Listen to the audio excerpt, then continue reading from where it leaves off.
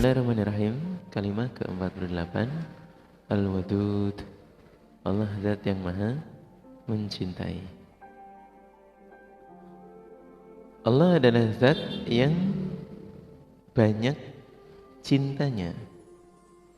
Allah banyak kasih sayangnya, rasa cintanya kepada hamba-hambanya Allah. Allah mencintai, Allah perhatian kepada hambanya, yang mana Allah menunjukkan rasa cintanya pada kekasih-kekasihnya Allah dengan cara hambanya mengenali Allah dengan sifat-sifatnya Allah yang maha baik. Berikutnya Allah menunjukkan rasa cintanya terhadap orang-orang yang berdosa dengan pengampunan dan juga rahmatnya Allah. Artinya hambanya Allah senang untuk menerima keluasan dari Allah, yaitu dengan taubat Allah akan menerima pengampunan, dan dengan itulah Allah menunjukkan rasa cintanya. Orang-orang yang memiliki dosa masih berkesempatan untuk menjadi orang iman yang baik kembali dengan diterima taubatnya oleh Allah. Kemudian Allah juga menunjukkan rasa cintanya pada seluruh makhluknya dengan rizkinya Allah, dengan memberi rizki terhadap makhluknya, dan banyaknya nikmat-nikmat Allah yang sangat luas. Rezeki, kemudian kesehatan, kemudian kehidupan yang baik, kita bisa beribadah kepada Allah. Kemudian Allah juga menunjukkan nikmatnya yang sangat luas dalam nikmat-nikmat yang sifatnya adalah samar, dan juga nikmat yang keadaannya tampak jelas bisa dirasakan oleh hambanya. Ini termasuk bentuk dari kasih sayangnya Allah. Kalau terhadap rezeki yang kelihatan, ya kita bisa merasakan dan melihatnya. Dalam hal ini Allah juga adalah zat yang belas kasih sayangnya, rasa cintanya ditunjukkan terhadap nikmat-nikmat Allah yang samar. Itu Allah berikan, curahkan untuk hamba-hambanya.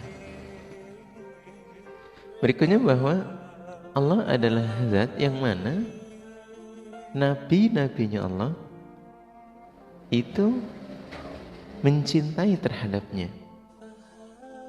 Begitu pula rasul-rasulnya Allah juga mencintai kepada Allah.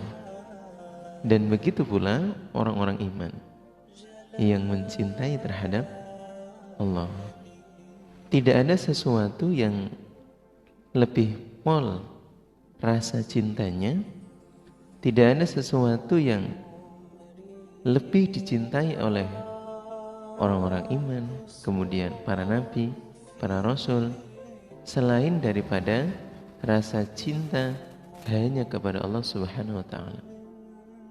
Jadi orang-orang iman, nabi, kemudian para rasul dalam memberikan kasih sayangnya, menunjukkan cintanya kepada Allah, itu sangat, atau asyaddu hubbal lillah, sangatlah mereka-mereka orang-orang iman, para nabi dan para rasul dalam mencintai kepada Allah. Tidak ada yang lebih dicintai atau oleh rasul dan orang iman juga para nabi kecuali hanyalah Allah yang maha suci. Artinya dalam kasta Allah adalah yang paling utama. Dalam kasta Allah adalah yang paling diprioritaskan. Maka Allah yang mencintai terhadap hambanya, begitu juga orang-orang iman yang mencintai terhadap Allah dengan sepenuh harapan kepada Allah, ingin mendapatkan janji-janji Allah, kebaikan-kebaikan Allah, kemaslahatan dari Allah. Maka dalam hal ini Allah lah yang sangat kita cintai dan sangat kita sayangi. Kemudian berikutnya barulah keluarga, kemudian harta dan lain sebagainya, dan seterusnya. Para kaum muslimin dan muslimah, bahwa betul-betul dalam hal ini Allah meletakkan kasih sayang terhadap kita. Allah memasukkan, Allah menganugerahkan terhadap kita.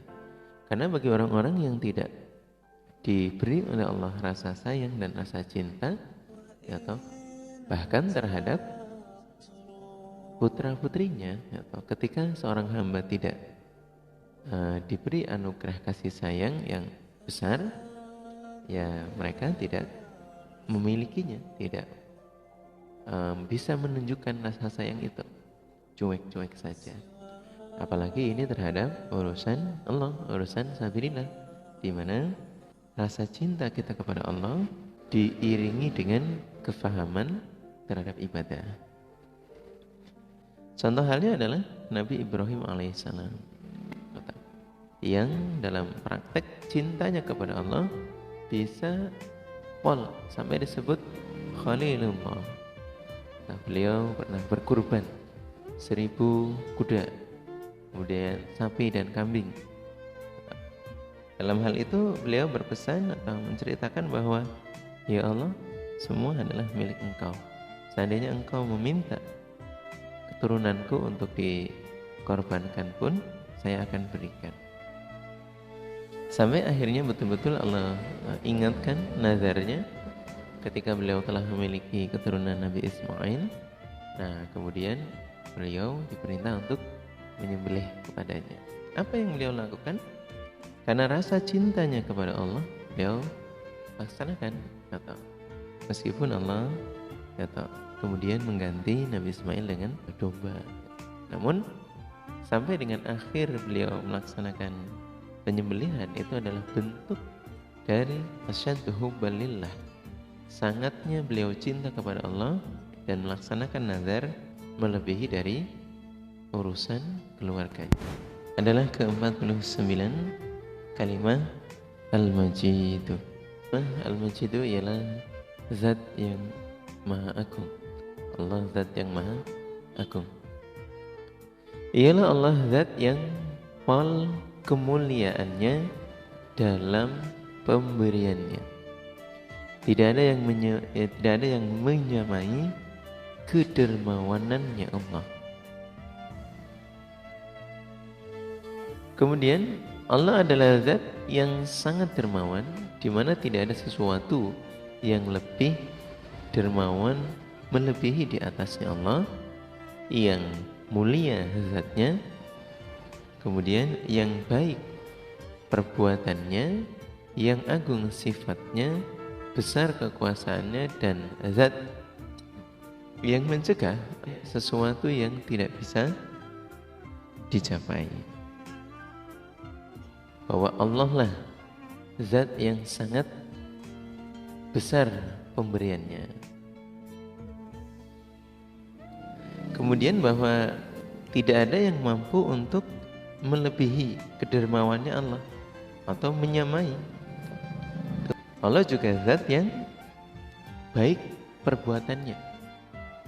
Perbuatannya Allah maha baik, maha agung.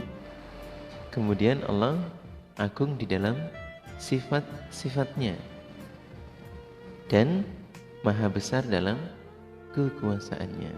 Allah zat yang sangat mampu untuk mencegah atau menolak terhadap sesuatu yang tidak bisa dicapai. Dalam artian bahwa apabila ada hambanya Allah yang berniat, yang bermaksud untuk menjatuhkan terhadap sabilillah, terhadap agamanya Allah, nah ini dia tidak akan berhasil. Apabila Allah telah membentengi atau melindungi usaha menjaga terhadap orang-orang iman, maka siapapun yang akan berusaha membinasakan itu tidaklah akan berhasil. Kalau di atas adalah hal yang bermaksud menjatuhkan, itu tidak akan mampu, terutama lillahi kalimatillahi hiyal ulya, bahwa memang kalimatnya Allah ini telah sangatlah luhur. Jadi kalau mau dijatuhkan itu tidak akan bisa, karena Allah yang menjaga. Kemudian bahwa apabila ada orang-orang iman yang Allah telah jaga, Allah telah bentengi terhadap keimanannya, kemudian agamanya, maka tidak akan ada yang mampu yang misalkan, tidak akan ada yang akan berhasil. Kedudukannya Allah, kemuliaannya Allah itu tidak akan ada yang mampu untuk mencapainya, tidak akan mungkin bisa dicapai oleh hambanya. Allah zat yang paling maha mulia dalam hal keagungan, kemudian Allah adalah hal yang mulia kedudukannya, melebihi dari semua makhluknya, melebihi dari semua hamba-hambanya. Tidak ada yang akan bisa mencapai terhadap kedudukan dan kemuliaannya Allah. Berikutnya adalah kalimat Al-Ba'itsu. Al-Ba'itsu adalah Allah zat yang maha membangkitkan, atau bisa dimaknai mengutus. Ialah Allah zat yang menciptakan, lalu Allah akan mematikan atau akan mewafatkan.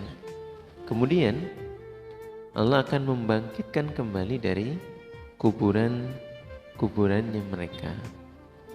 Jadi dalam hal ini Allah zat yang maha membangkitkan terhadap jenazahnya orang-orang yang telah Allah cabut nyawanya. Yang kepastiannya adalah dalam hal ini Allah zat yang maha membangkitkan, menghidupkan kembali terhadap orang-orang iman dan juga orang-orang yang menentang, semuanya namanya Allah. Maka sifatnya Allah dalam hal membangkitkan ini diperkuat oleh cerita-cerita dari Rasulullah SAW, di mana kisah-kisah di hari kiamat itu adalah sebuah kebenaran. Allah zat yang maha membangkitkan ini kemudian nanti akan menghidupkan kembali dan mengumpulkan terhadap hambanya. Setelahnya dunia ini juga akan dirubah wujudnya, tidak seperti saat ini lagi. Jadi keyakinan kita terhadap kebangkitan itu haruslah mutlak adanya di dalam diri kita saat ini.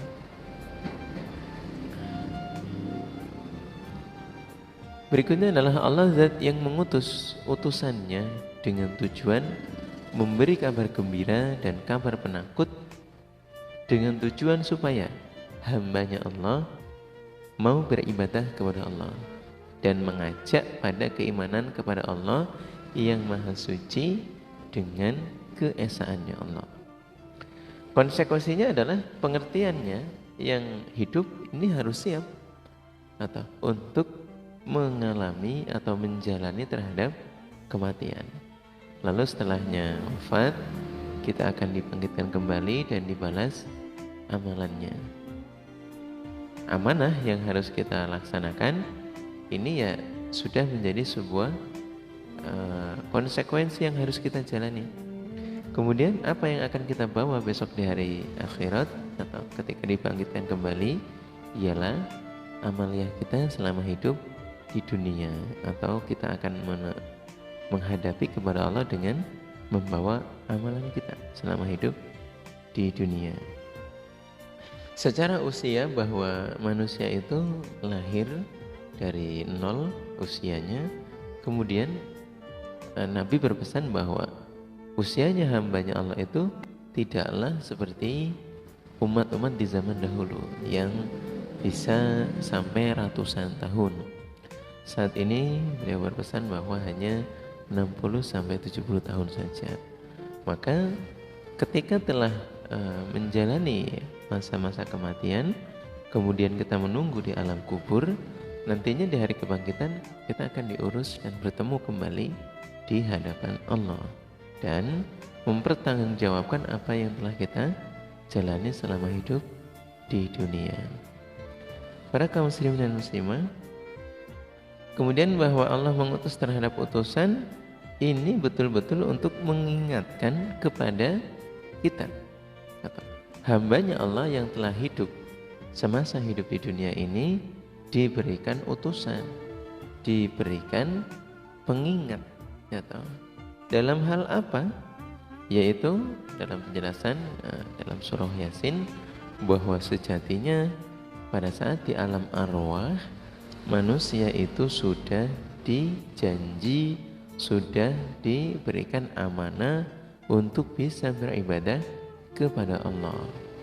Kemudian setelah kita lahir ke dunia, kemudian kita masih dalam keadaan yang bersih dari memiliki pengetahuan, ditunggu masa baliknya dan masa mencari ilmunya.